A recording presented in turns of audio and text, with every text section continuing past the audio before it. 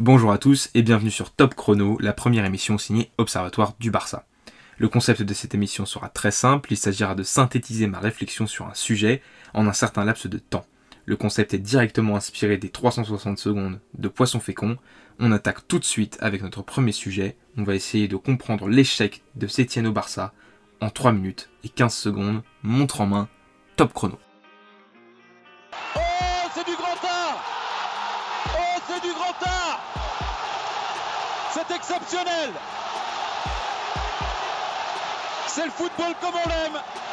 C'est réalisé à la perfection! Nommé entraîneur du Barça le 13 janvier 2020, Quique Sétienne ne tardera pas à proférer sa grande promesse. Je cite, « Ma seule promesse, c'est que mon équipe jouera bien ».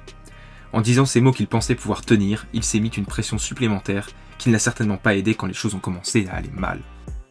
On l'a très vite compris, son idée était de créer un 3-5-2 pour apporter une certaine latéralité avec Alba et Fati en guise de piston gauche et droit. Ce dernier pouvait aussi évoluer ailier gauche, il aurait donc pu apporter de la polyvalence au système même en cours de match. Malheureusement, voulant trop bien faire et trop bien jouer, Sétienne a vite dévié sur un 4-3-3 qu'il ne maîtrisait pas, se tirant ainsi une seconde balle dans le pied. Une défaite à Valence, une défaite à Madrid pendant le Classico, et un match nul à Vigo ont eu raison de lui, confirmant ainsi la scission entre le vestiaire et Sétienne.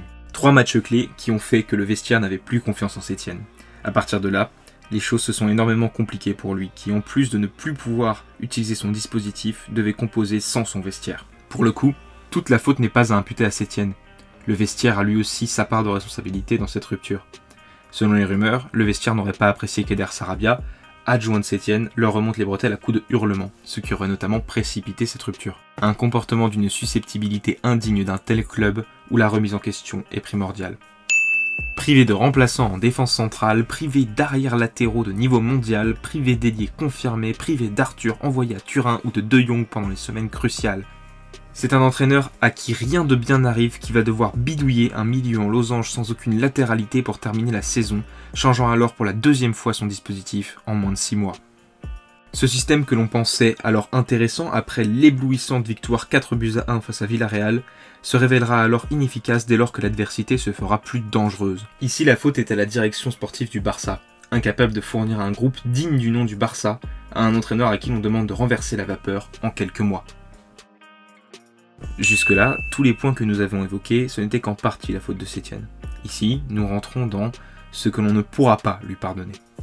Au fur et à mesure que le temps avançait, nous sommes passés peu à peu d'un Sétienne tentant des choses au niveau de son dispositif à une pâle copie d'Ernesto Valverde. On retiendra notamment 3 symboles de cette frilosité. Tout d'abord l'utilisation de Vidal, lui qui ne démontrait rien à chaque titularisation, était pourtant reconduit à chaque match. Valverde avait Rakitic, Sétienne, lui, avait Vidal. Ensuite, on citera l'utilisation des changements. On rappelle que cette saison, 5 changements étaient autorisés par match. Pourtant, il était très rare de voir Sétienne tous les utiliser, mais surtout, il les utilisait toujours beaucoup trop tard. Enfin, le point le plus énervant étant l'utilisation désastreuse de Riqui Puig. Le jeune milieu de la Masia, révélation de l'année, était de loin le meilleur milieu de cette fin de saison à chaque fois qu'il jouait. Pourtant, il n'a pas été aligné dans les grands rendez-vous alors que son apport était flagrant. En prenant du recul, on se rend compte que cet échec n'est pas à imputer complètement à Sétienne, loin de là. Bartomeu, le reste de son équipe de direction, le vestiaire, mais aussi le travail de son prédécesseur, sont des facteurs à prendre pleinement en compte lorsqu'on se fait un avis sur la question de son passage au Barça. Voilà, c'est tout pour ce premier épisode de Top Chrono, j'espère qu'il vous a plu. Si c'est le cas, n'hésitez pas à vous abonner à la chaîne, à nous suivre sur Twitter et à visiter le blog, tous les liens sont dans la description. C'était Florian pour l'Observatoire du Barça, prenez soin de vous, salut.